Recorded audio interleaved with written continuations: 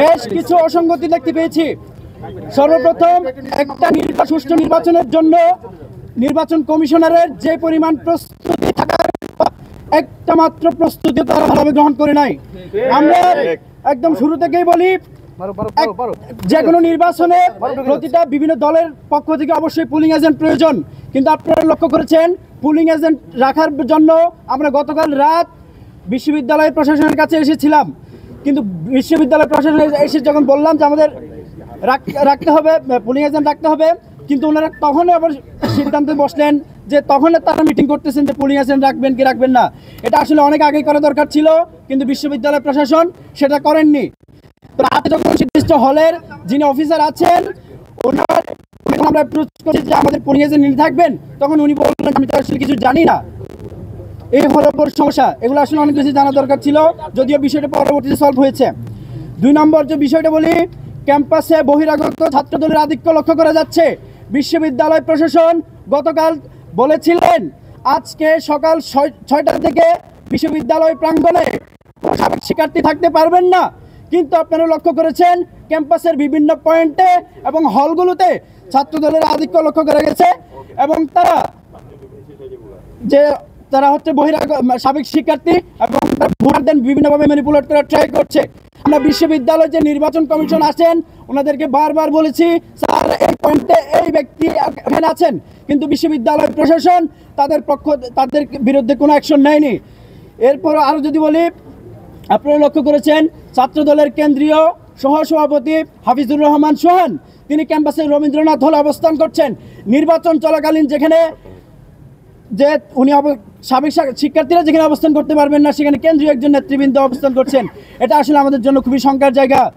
এরপর বলতে চাই, যখন ভোট গ্রহণ শুরু হয়েছে প্রত্যেকটা ভোট কেন্দ্রে নিয়ম ছিল প্রত্যেকটা হলে সাংবাদিকদের অ্যাক্সেস থাকবে, কিন্তু আপনারা লক্ষ্য করেছেন যে নারী শিক্ষার্থীদের যে হলগুলো আছে সে হলগুলোতে অনেক শুরুর দিকে সাংবাদিকদের প্রবেশ করতে দেওয়া হয়নি, এবং অনেককে বলা হয়েছিল আপনারা 5 সেকেন্ডে ভিডিও সংগ্রহ করে চলে যাবেন।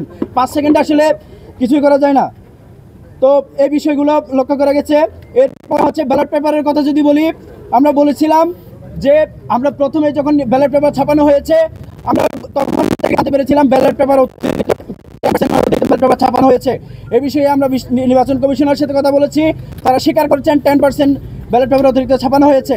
আমরা তীব্র প্রতিবাদ জানিয়েছিলাম, এবং ওই দিন আমরা টিচারদের সাথে কথা বলে যেটা কথা হয়েছিল যে অতিরিক্ত যে ব্যালট পেপারগুলো আছে সেগুলো সিলগালা করা হবে, এবং প্রত্যেকটি হলে যে ভোট কেন্দ্রে শুধুমাত্র যতজন ভোটার থাকবে ততটাই ব্যালট পেপার যাবে। কিন্তু আপনারা আজকে কথা যদি বলি, শহীদ সালাম বরকত হলে টোটাল ভোটার সংখ্যা 299 জন, কিন্তু এখানে ব্যালট পেপার পাওয়া গেছে 400, এখানে 101টি অতিরিক্ত ব্যালট পেপার পাওয়া গেছে।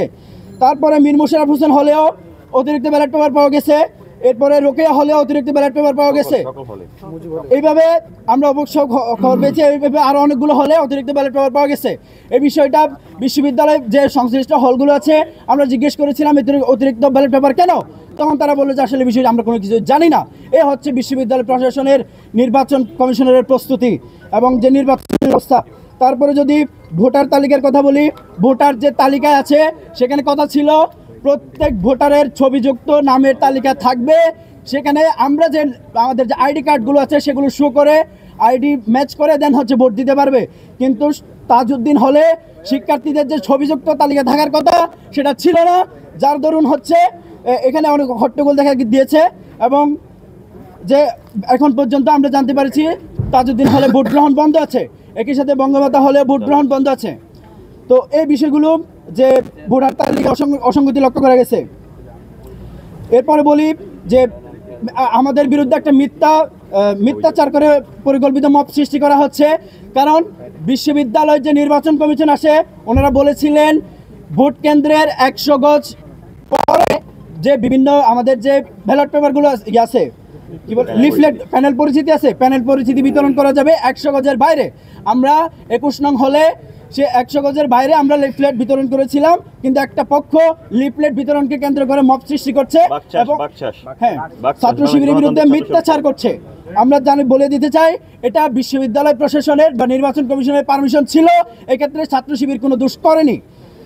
এরপরে বলি আরো একটা ইনফরমেশন আপনাদের জ্ঞাতার্থে বলে দিচ্ছি। আমরা খবর পাচ্ছি আমাদের ক্যাম্পাসের চারপাশে ছাত্র দলের বহিরাগত ছাত্রদের অনেক বেশি লক্ষ্য করেছে, তাদের দলে দলে ক্যাম্পাসের চারপাশে অবস্থান করছেন। এই বিষয়টা আমরা অনেক বেশি আশঙ্কা করছি, যে কোনো মুহূর্তে অনেক দুর্ঘটনা ঘটতে পারে। আপনারা অবশ্যই সতর্ক থাকবেন এবং এই বিষয়ে কথা বলবেন আশা করি। এরপরে বিভিন্ন হলগুলোতে ছাত্রদল তাদের ভোট দেওয়ার জন্য ভয়ভীতি দেখাচ্ছে, প্রভাব বিস্তার করছে। ইভেন কি গার্ডকে পর্যন্ত মারধর করা হয়েছে। 10 নম্বর হলে বাসানি হল এবং 21 নম্বর হল সহ এই হলগুলোতে ছাত্রদলের আধিক্য লক্ষ্য করা গেছে এবং জাহানারা ইমাম হলের গার্ডকে মারধর করা হয়েছে। আমরা স্পষ্টভাবে বলে দিতে চাই, এটা হচ্ছে নির্বাচন কমিশনের আচরণের একদম বিপরীত একটা আচরণ। আমরা আশা করি বিশ্ববিদ্যালয় প্রশাসন, নির্বাচন কমিশন এগুলোর বিরুদ্ধে অ্যাকশন নেবেন। এরপরে প্রশাসনের আসলে অব্যবস্থাপনা ছিল, যেমন তাজউদ্দিন হল এবং বঙ্গমাতা হলের কথা বলেছিলাম। আমরা বিশ্ববিদ্যালয় নির্বাচন কমিশনকে বলার সাথে সাথে ওনাদের ব্যবস্থা নেওয়ার কথা ছিল, কিন্তু এখন পর্যন্ত ওনারা কোনো ব্যবস্থা নিতে পারেননি, ভোট গ্রহণ বন্ধ আছে। আমরা এক্ষেত্রে বিশ্ববিদ্যালয় নির্বাচন কমিশনের একটু মানে স্পষ্টত অব্যবস্থাপনা লক্ষ্য করছি।